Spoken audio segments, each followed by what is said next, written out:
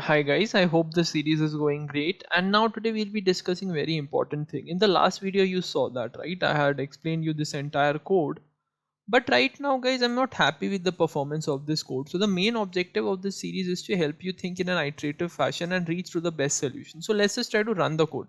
First of all, what I'm trying to do is that in the last class I explained, right, why you need an index, because an index is an effective way of searching. So once I have created an index, I was doing a similarity search to retrieve the documents which are similar to this query. That is what is chain of knowledge. So chain of knowledge is an prompting technique which is mentioned in my document base or my knowledge base. Okay, it's there. But if I'm running this code, if I'm going to show you, once I run it, data loader.py,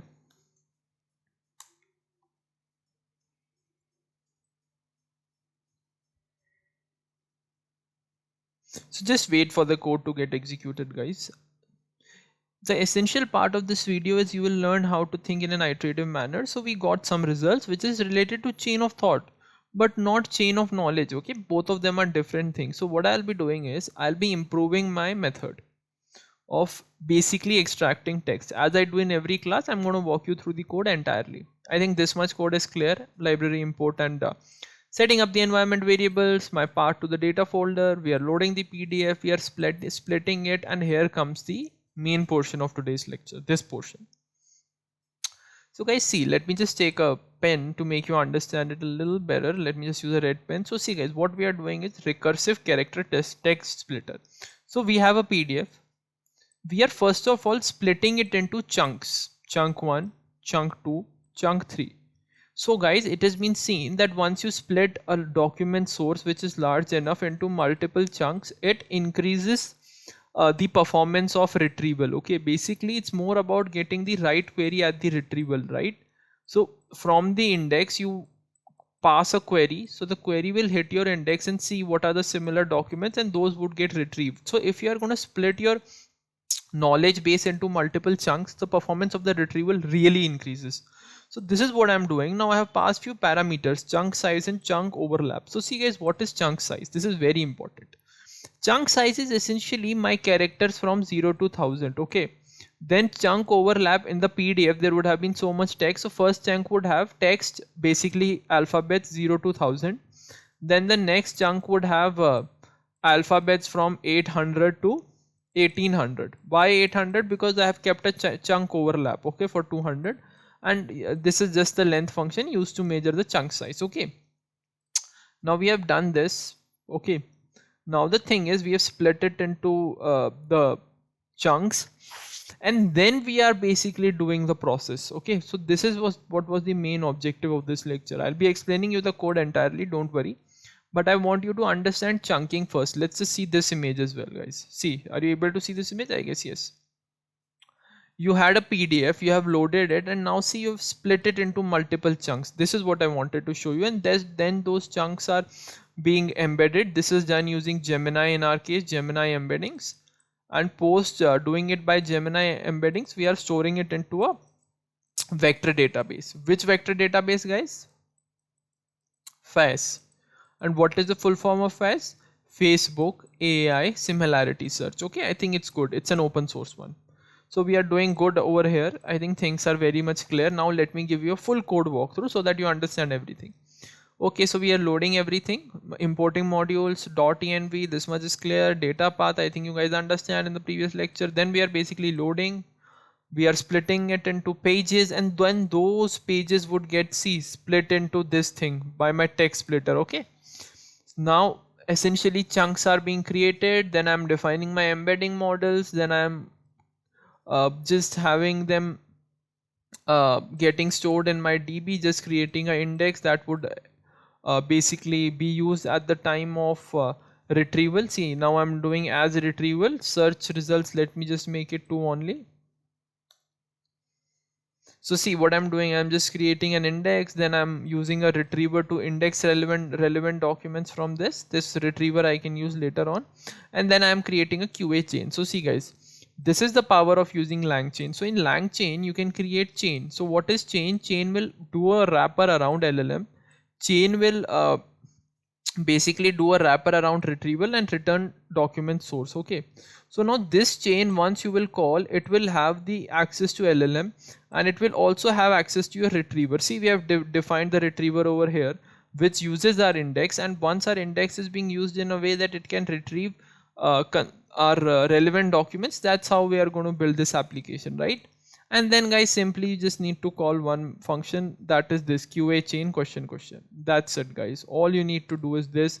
It's gonna do everything for you, nothing major, just extract the result portion and you can use it.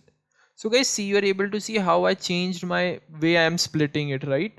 So some of you might not know why we are doing it. So see guys, what we are essentially building out is RAG. Okay, let me go to the previous page. Okay, I think they have made it into two ones. What I'm gonna do is I'm gonna reduce the thing and I'm gonna use my pen. Okay.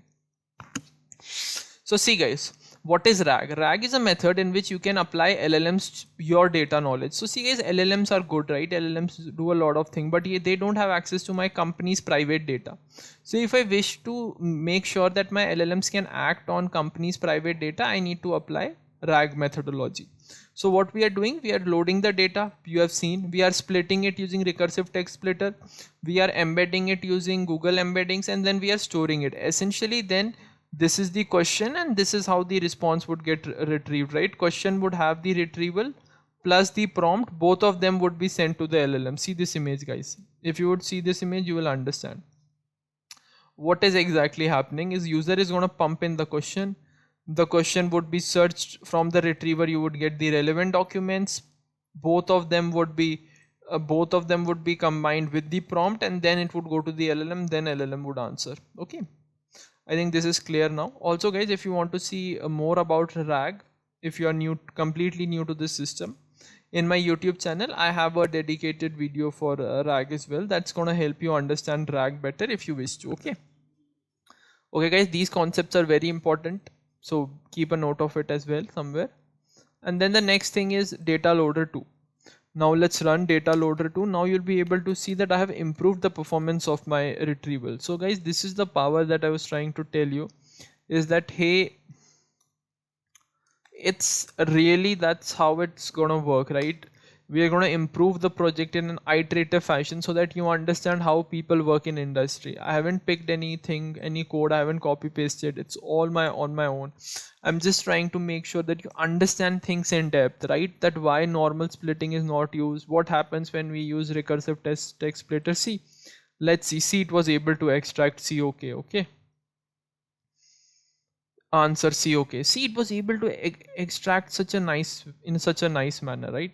This is what is the power of LLMs. Only thing you need to know is how to create a chain, and simple guys, you just need to use the chain type method and then wrap everything inside this function. This is simple. Okay, so I think this is it for this class. We improved our data loader as well, which is very important guys. If you don't have a proper mechanism which is going to ingest stuff, it's going to be very difficult. So let me take out some I'm going to just minimize this as well. Let me just try to see if I can just open paint as well.